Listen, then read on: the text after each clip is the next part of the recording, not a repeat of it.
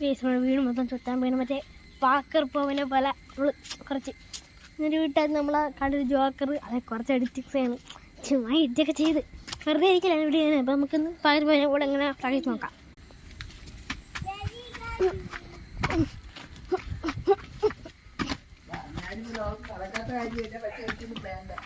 Joker